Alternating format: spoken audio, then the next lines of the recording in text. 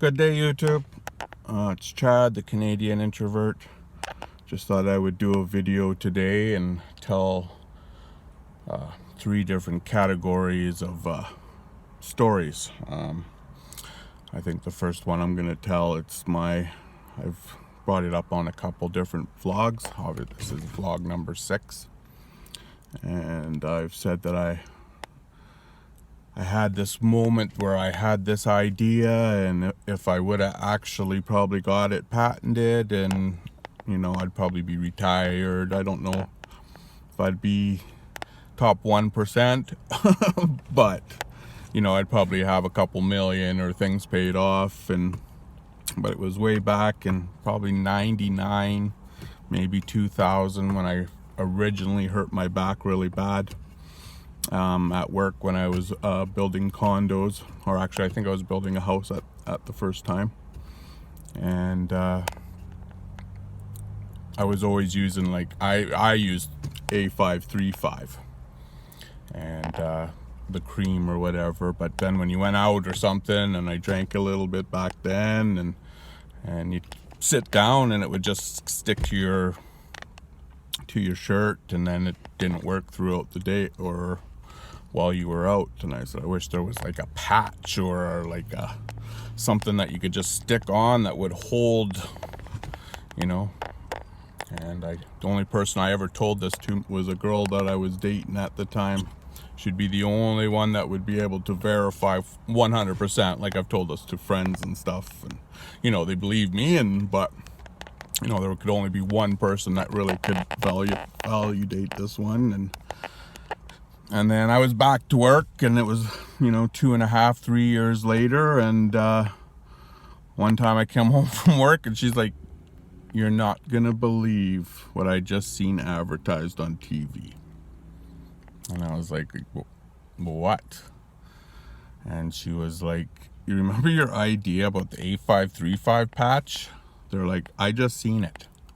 She's not only did I see the product, the person that you said that you would get to endorse this, Shaquille O'Neal, who was the big guy at the time, basketball player, he actually did the commercial.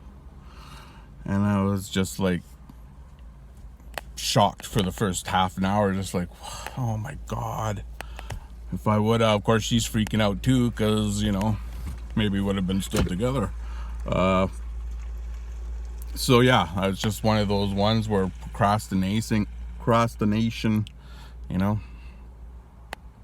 can cost you, I guess.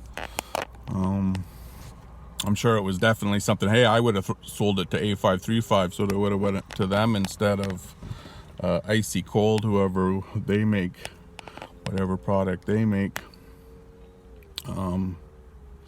So yeah, that was kind of I was just like, come on. I think I even checked my place a little bit to see if it was bugged, because I was just like, there's no way, damn it.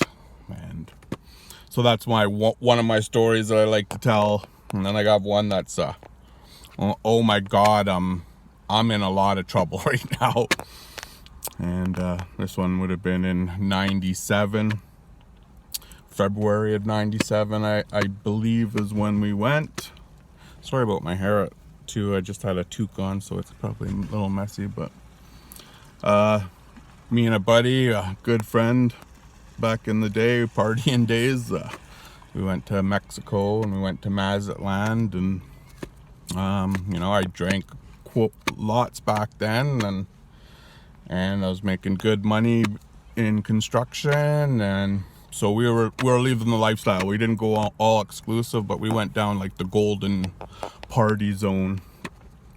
And our last night there, we thought we were gonna, go all out.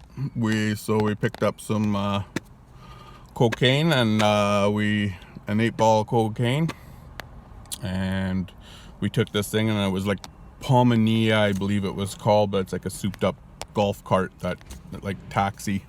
And he had a window wiper container in the front of his car where it would keep the motor for the windshield wipers.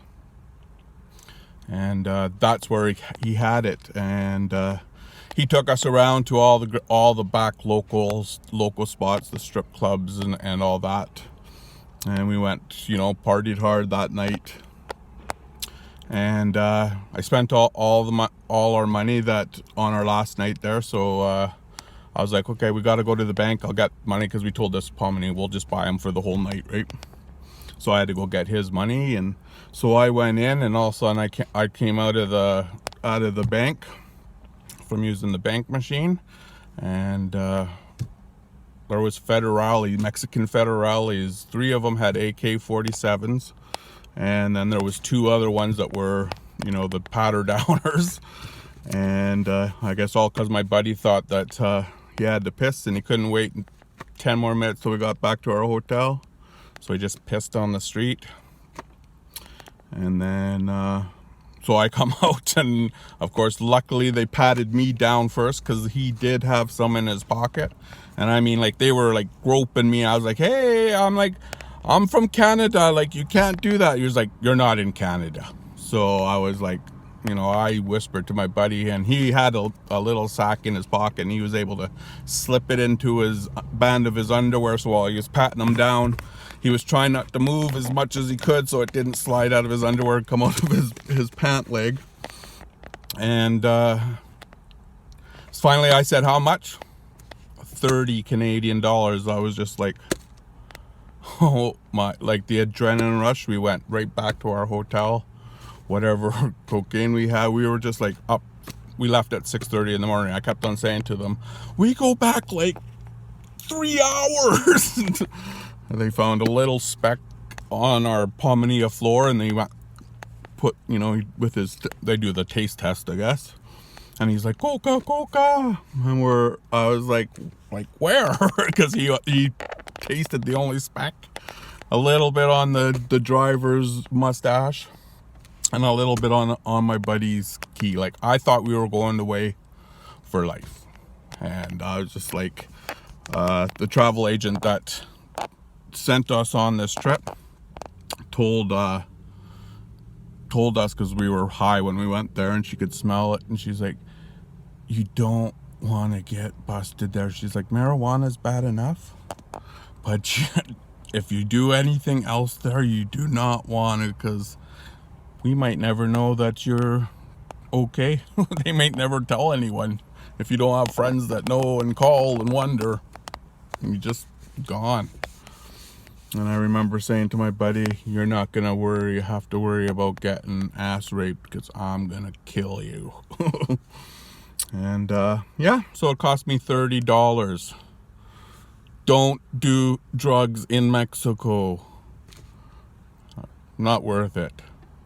But it was a good story. Another one I have it's one that I've been telling since the 80s. It's not a story. To me, it's true. But maybe my oldest of my youngest brothers might remember. But I don't know if any of my friends have ever 100% going, because but when I lived in Spain, I went to an English international school, and there was a lot of rich people there. It was, you know, my dad wasn't rich, but he worked in the oil rigs, and the reason why we were there is because his company the company he was working for paid for us to go to the school. And probably the richest person I ever met, she was somehow royalty from what I can remember, I think of Morocco, or kind of tipping countries of Africa there, just right below Spain there. And from where we lived, you could take a ferry, I believe, 45-minute ferry to get to Morocco from where I lived in Spain. And yeah, we were in the same class, we were good friends. First time me and a buddy went to her house, it was for her, what a problems suite. Do they do like a 13th thing? Maybe 12, maybe, I don't know. It was a big one for whatever religion that they are in Morocco, or but it was a big one for womanhood, right? 12 probably. And yeah, like 200 people was for her birthday. I thought I was in like Disneyland for fireworks. They did a bigger fireworks for her 12th birthday than we do for Canada Day in Millwoods, Edmonton. Yeah, we all slept in her huge bedroom. Well, there was probably about 5, 6, if I can remember. We were playing, spin the bottle, those kind of, grab a booby, look at this, look at that kind of games we were always playing. It was about 2 o'clock in the morning, and I kind of said to her, I'm like, can you just show me where your kitchen is? I need to, I'd like to make a sandwich. She buzzed a button in by her bed, and a maid came in. And, oh yes, senorita. What would you like? I was like, can I get a peanut butter and jam sandwich, please? Like, I just meant show me where the kitchen is. I'll make my own damn sandwich. But she had a chauffeur. Me and my buddy, we were on the way to her house for the very first time on her birthday, and we're like, don't tell us which one's your house, let us choose. And then we came up to this one, and it was huge gate art, and like foot, maybe I was a lot smaller, so maybe exaggeration by now, but a foot thick brass door. We were like, big shiny, we're like, that one, all of a sudden it opens up, and then that's just the driveway to the mansion, right? And her brother was someone big. Like, he had a bodyguard all the time. There was always an armed person beside him. Her name was Nadia, but that's all I can remember. But yeah, we used to make out all the time. We used to go to the roller disco. Was my allowance every Friday or Saturday, whatever day it was that we went. But I'd get, 1,000 pesetos or whatever. And back then, back in the 80s, like, that went a long way. And so that would pay for my night, the skating, all that, and drinks and whatever, right? And a lot of money there. It was probably $4 here. It was back in the 80s. It was early 80s. The rate was amazing. And yeah, so we play spin the bottle in this thing. One of the 12, 13 years old, and just getting to know the urges and stuff. I feel like I'm gonna sneeze. So yeah, those are the 3 different types of stories there. Hopefully that shows a little bit of my excuse me, shows a little bit of my range of stories and adventures. And yeah, tell me what you think. Don't forget to subscribe and like this video, and see you guys later.